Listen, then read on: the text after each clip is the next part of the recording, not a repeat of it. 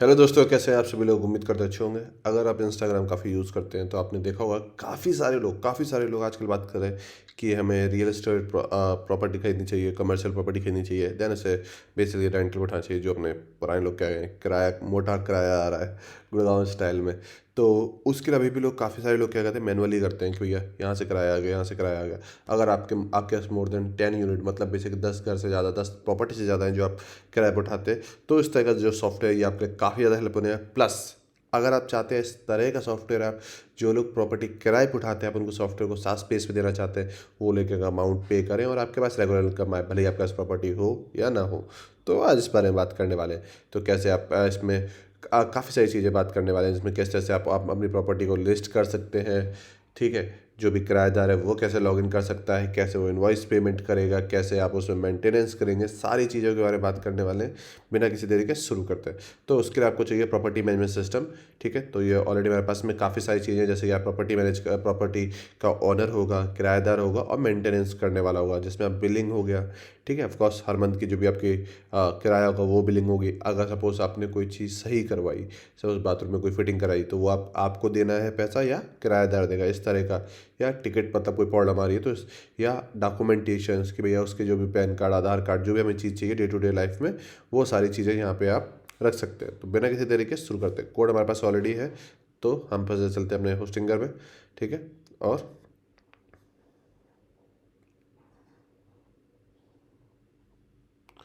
ठीक है, और हम चलते हैं अपने सब डोमेन में। मैंने ऑलरेडी सब डोमेन हमारा बना हुआ है, जैसे आपको पता ही है, अगर आप मेरे चैनल को रेगुलर पे देख रहे हैं तो। और यहाँ पे जाके हम एक डाटाबेस भी क्रिएट कर लेते हैं। तो डाटाबेस का नाम दे देते हैं डेमो।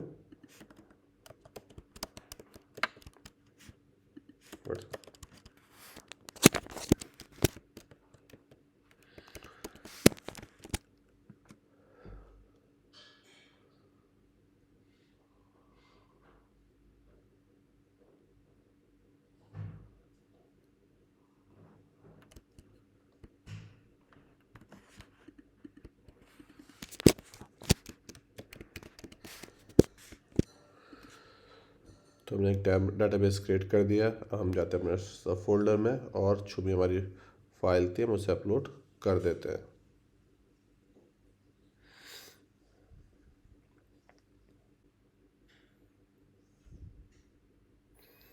फाइल एक्सट्रैक्ट होने के बाद जो भी आपका डोमेन है, आप उसे ओपन कर लीजिए। तो कुछ इस तरह का आपको ये इंटरफेस दिखेगा। अब यहाँ पे देखिए आपके पास एरर है, क्योंकि इनके पास जो परमिशन है, जो यहाँ पे परमिशन देनी है वो 777 देनी है। तो डॉट रिसोर्स कहाँ पे ये है। ठीक है, इसकी हम परमिशन कर देते हैं 77। देन हमारे पास है पब्लिक।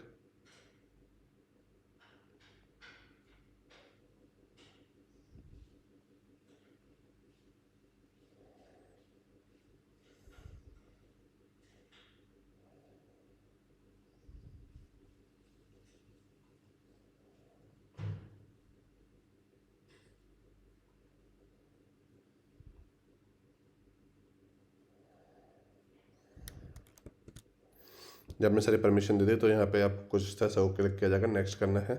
नेक्स्ट करने के बाद यहाँ पे आपको अपनी जो भी सारी चीज़ें वो सारे सब कुछ क्रेडेंशियल एंड सब कुछ डालना है। तो जल्दी से हम इसे फुलफिल कर देते हैं। यहाँ पे आपको ऐप यूआरएल डालनी है। यहाँ पे आपने जो भी परचेज कोड खरीदा वो परचेज कोड डालना है। यहाँ पे आपको लोकल होस्ट जो भी आपका है सर डाटाबेस वो डालना है। यहाँ पे आपको एसएमटीपी इन्फॉर्मेशन डालनी है। तो जल्दी से हम फिलफिल कर देते हैं। तो मैप का नाम अभी यही रहने देते हैं, यूआरएल कॉपी कर लेते हैं।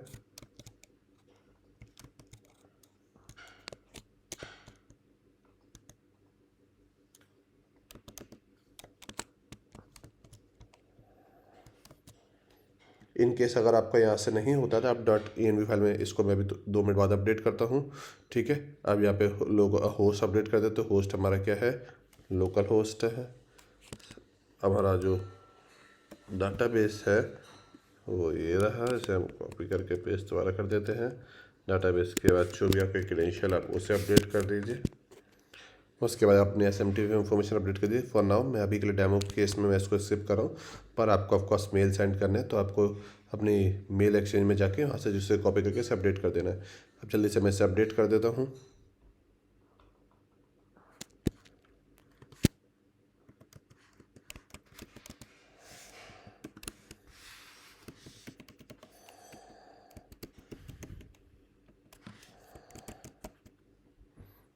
अपडेट करने के बाद नेक्स्ट पे क्लिक करते हैं तो डाटाबेस में एरर बता रहा है, तो फिर से एक बार डालते हैं।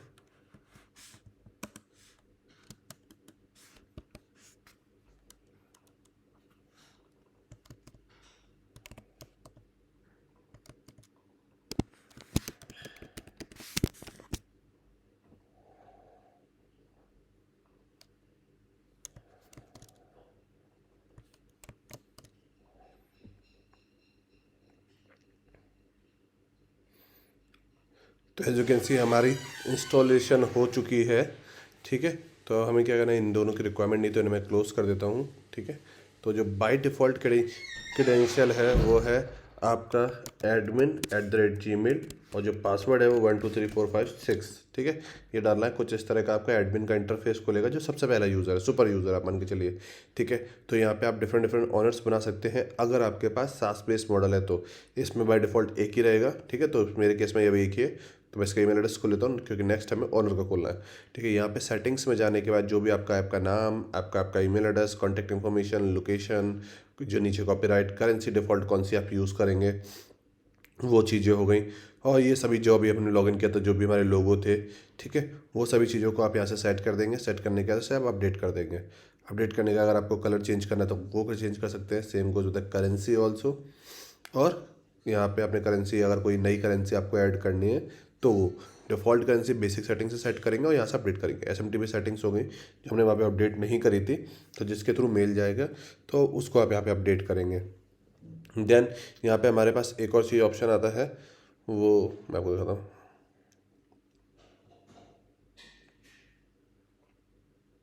एड ऑन का ऑप्शन आप देख रहे हैं ये, तो यहाँ से इसको आप एड ऑन को खरीद के दोबारा से अपलोड कर सकते हैं, एड ऑन ऑप्शन को।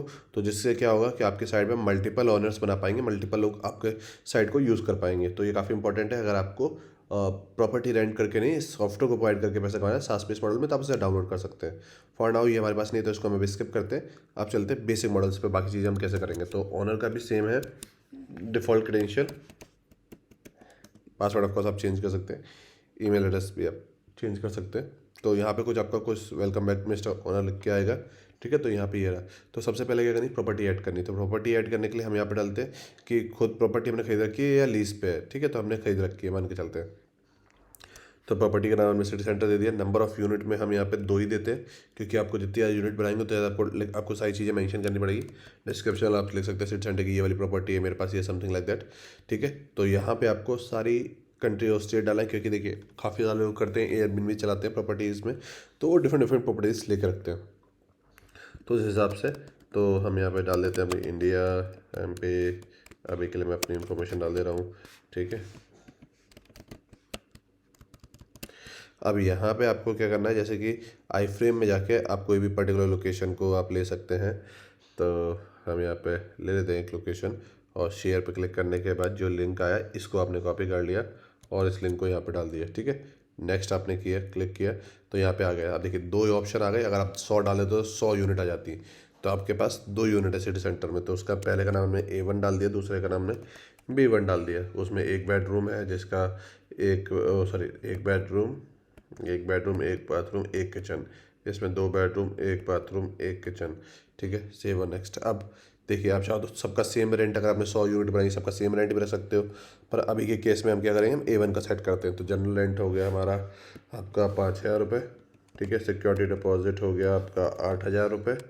ठीक है, लेट फीस 500 रुपये, और एक्सटेंशन रिसिप्ट आपकी 500 रुपये। ठीक है, मंथली लगेगा। ठीक है, और जो कि हम 5 तारीख को लेंगे। इसमें ऑटोमेटिक इन्वॉइस जनरेट होकर चली जाएगी। ठीक है, अब सेम चीज़ इसमें कर देते हैं, बस थोड़ा सा रेंट बढ़ा देते हैं क्योंकि ये 2 BHK है।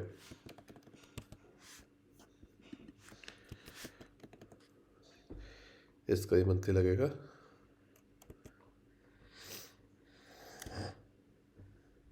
आपको कोई भी इमेज लगानी है, हमने इमेज वगैरह लगानी है तो वो यहाँ से आप लगा सकते हैं। तो हमने एक सिंपल से इमेज निकाल ली, उसे हम लगा देते हैं। ठीक है, कुछ इस तरह का दिखेगा। आपने व्यू डिटेल देखेंगे, सिटी सेंटर यहाँ पे आ गया, टोटल यूनिट आ गई, कितनी यूनिट अब है यहाँ पे। ठीक है, वो कौन कौन सी अवेलेबल है, तो आप यहाँ पे ले सकते हैं जो मैं ओन करता हूँ या जो मैं लीज लेता हूँ। तो अभी लीज पर मेरे को प्रॉपर्टी डाली नहीं है यहाँ पे, मतलब एक किराएदार। ठीक है, तो अब मेरे को सपोज कोई प्रॉपर्टी सिटी सेंटर में देखा A1, अप्लाई किया, ठीक है। तो अब इसका मैं सपोज़ किराएदार को ऐड करना है, ठीक है। तो हमने यहाँ पे क्लिक किया। अब यहाँ पे हमने इंफॉर्मेशन डाल देते हैं रोहित सोनी, सारी इंफॉर्मेशन हमने यहाँ पे, ठीक है। तो यहाँ पे जॉब, जॉब के बाद हमने यहाँ पे डाल दिया स्टूडेंट, ठीक है। फैमिली मेम्बर 2 थे, ईमेल एड्रेस डाल दिया, पासवर्ड डाल दिया जिससे वो लॉगिन करेगा आपका किराएदार, तो इस बात को ध्यान रखिएगा।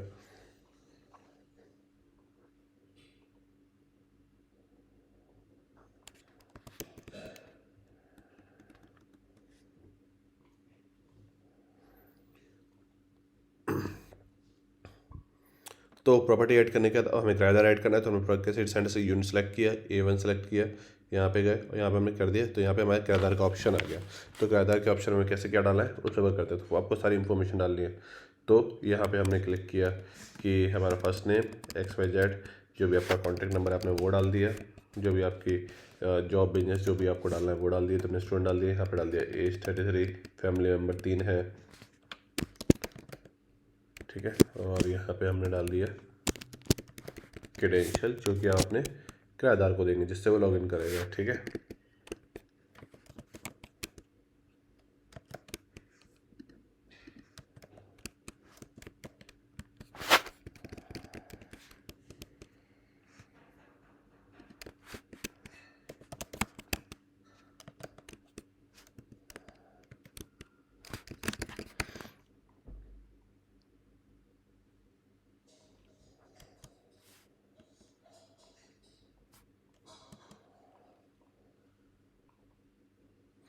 ठीक है, यहाँ पे आने के बाद आपने प्रॉपर्टी सेलेक्ट करी, सिटी सेंटर प्रॉपर्टी देनी है, कौन सी यूनिट किराए पे देनी है, कब से लीज स्टार्ट होगी, ठीक है, और कब तक लीज एंड होगी, ठीक है। तो हमने यहाँ पे जल्दी तो नहीं होगी, हमने इसको दे दिया यहाँ तक एंड होगी, ठीक है। यहाँ पे लिख के आ गया ये इसका किराया अगर सपोज़ कुछ और चेंज हुई, ठीक है, तो हम यहाँ पे वो सारी इन्फॉर्मेशन को यहाँ पे मेंशन कर सकते हैं। अब जो भी उसके पैन कार्ड, आधार कार्ड अपने आइडेंटिफिकेशन के लिए वो सारे डॉक्यूमेंट है यहाँ से अपलोड कर सकते हैं। यहाँ पे देखिए पूरा यहाँ पे सारा किराया हो गया। तो अभी तक प्रीवियस ड्यू कोई नहीं है क्योंकि वो, ठीक है। और यहाँ पर डिटेल आ गई तो ऑटोमेटिक सब कुछ यहाँ पे इन्फॉर्मेशन आ जाएगी। होम डिटेल्स आ गया, पेमेंट हिस्ट्री आ जाएगा और डॉक्यूमेंट आ जाएगा। अब यहाँ से बिलिंग सेंटर आ गया, तो ऑटोमेटिकली जैसे तारीख आएगी, 4-5 तारीख आएगी, वो ऑटोमेटिकली यहाँ से इन्वॉइस जनरेट हो जाएगी, ठीक है। इनकेस आपको कोई जनरेट करनी है एक्स्ट्रा कोई इन्वॉइस तो हम जनरेट कर देते हैं, ठीक है। हमने सेलेक्ट किया सिटी सेंटर, यूनिट A1 आ गया। तो हम यहाँ पे डाल देते हैं ड्यू डेट, इसकी हम 4 तारीख कर देते हैं। इनवॉइस टाइप अभी हमने यहाँ पे डिसाइड नहीं किया, तो उसे अभी हमें वो बनाना होगा, तो उसके बाद हम आते हैं इसको इनवॉइस टाइप के बाद, ठीक है। तो यहाँ पे रिकरिंग सेटिंग है, तो ऑटोमेटिकली जो भी हमारी इनवॉइस होगी वो ऑटोमेटिक रिकरिंग होती रहेगी, ठीक है। तो उसमें आपको ऐड करने की कोई जरूरत नहीं है, वो ऑटोमेटिक रिकरिंग होगी रेंट वाली। यहाँ पे एक्सपेंसेस जाते हैं, सपोज़ कोई आपने एक्सपेंस किया है, ठीक है, तो वो सारी चीज़ें आप यहाँ पे ऐड कर सकते हैं। कोई भी आपने लाइट का सपोज़ कोई वर्क कराया है, कुछ कराया है, तो वो सारी चीज़ें इसको भी ऐड करने का बहुत सिंपल है। तो यहाँ पे हमको अभी टाइप ही ऐड करना होगा, तो हम यहाँ पे लाइट ही डाल देते हैं, ठीक है। और फिर से यहाँ पे जाते हैं, यहाँ पे सेलेक्ट किया लाइट, जो भी आपने वर्क कराया आप वो मेंशन कर दीजिए, अमाउंट इतना हुआ।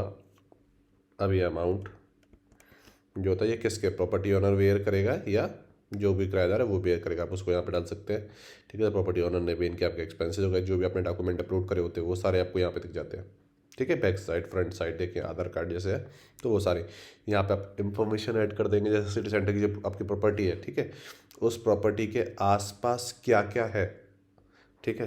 स्कूल है कोई 2 किलोमीटर में, 3 किलोमीटर में है, कॉन्टैक्ट नंबर उसको वहाँ का ये है, ये ऐसे इन्फॉर्मेशन, कोई इमेज तो अभी हमारे पास है नहीं, तो हम ये इमेज को वापस अपलोड कर रहे हैं, ठीक है। इनवैलिड फाइल क्योंकि ये ऐसा डाउट था ये फाइल अपलोड नहीं होगी, तो कोई और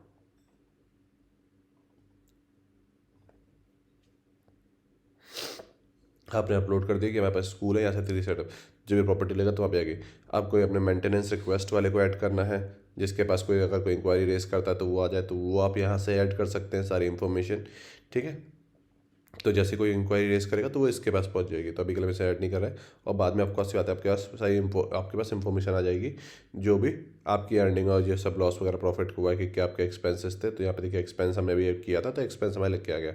अब चलते हैं सेटिंग पेमेंट गेटवे वगैरह, तो इसमें बाय डिफॉल्ट इतने सारे पेमेंट गेटवे आपको मिलते हैं, किसी में भी कुछ ऐड करना, जैसे कि हमको रेजर पे में ऐड करना, प्लस निशान पे क्लिक किया, एडिट पे क्लिक किया, सारी इन्फॉर्मेशन फिल करी, सैंड बॉक्स से लाइव किया, अपडेट किया, आपका यहाँ पे अपडेट होना चालू हो जाएगा। पेमेंट आपका आना है, यहाँ पे एक्सपेंस टाइप आ गया, ठीक है। जैसे हमने बोला ये टिकट के टॉपिक्स आ जाएंगे कि भैया टिकट जो भी आप रेस कर रहे हो, या अब यहाँ पे जो हम था इनवॉइस टाइप, तो हम यहाँ पे लेट फी कर देते हैं।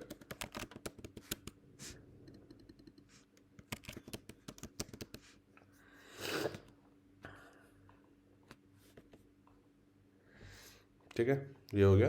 तो अब क्या करना है, अभी हम यहाँ पे जाते हैं और एक इनवॉइस जनरेट कर देते हैं। तो क्या करना है, यहाँ पे गए, ए यूनिट सेलेक्ट करी हमने, मई, ड्यू डेट, ठीक है, इनवॉइस टेम्पलेट फीस कितने, 500 रुपये, और यहाँ पे डाली डिटेल, क्रिएट इनवॉइस, या इनवॉइस आपकी क्रिएट हो गई। अब यहाँ पे पेंडिंग लिख के आ रहा है, ठीक है। तो अब यहाँ पे कुछ नहीं जाना है हमको, मैं आपको दिखा दे रहा हूँ। देखिए यहाँ पे प्रीवियस टू आ गया लिख के, तो यहाँ पे गए, इसको हमने एग्जिट किया, जो भी इन्फॉर्मेशन थी, जो भी आपने क्रेडेंशियल बनाए थे किराएदार के, अपने किराएदार के क्रेडेंशियल डाले, किराएदार लॉगिन करेगा, उसको यहाँ पे करंट रेंट दिख जाएगा ऑटोमेटिकली। जब आपके पास वो आएगा, डेट आएगी, ऑटोमेटिकली वो इन्वॉइस ड्यू डेट पे अपने आप यहाँ पे आ जाएगी। दूसरी इन्वॉइस जो होगी वो यहाँ पे आ जाएगी, ये जो पेड इन्वॉइस है वो दूसरी इन्वॉइस यहाँ पे आ जाएगी, किराएदार की। यहाँ पे इन्वॉइस का ऑप्शन आ गया, प्रिंट का ऑप्शन आ गया, राइट हैंड साइड पे आपका पेड का ऑप्शन है, ठीक है। तो आप इस वहाँ पे क्लिक करके जो भी आपने पेमेंट गेटवे सेलेक्ट किया उससे पेमेंट कर सकते हैं। इन्फॉर्मेशन में जो भी आपने आसपास की इन्फॉर्मेशन अपडेट करी थी वो इन्फॉर्मेशन आ गई। यहाँ पे डॉक्यूमेंट में अगर कुछ अपडेट किया होता आपने, या आपको अपलोड करना है, तो आप यहाँ से अपलोड कर सकते हैं। इस तरह से ये सभी आपका एक पूरा सिस्टम वर्क करता है प्रॉपर्टी मैनेजमेंट का। उम्मीद करता हूँ this video going to be quite useful for you. अगर इसी तरह की वीडियो देखना है तो इस चैनल को आप सब्सक्राइब कर सकते हैं। मिलते हैं अगले वीडियो में।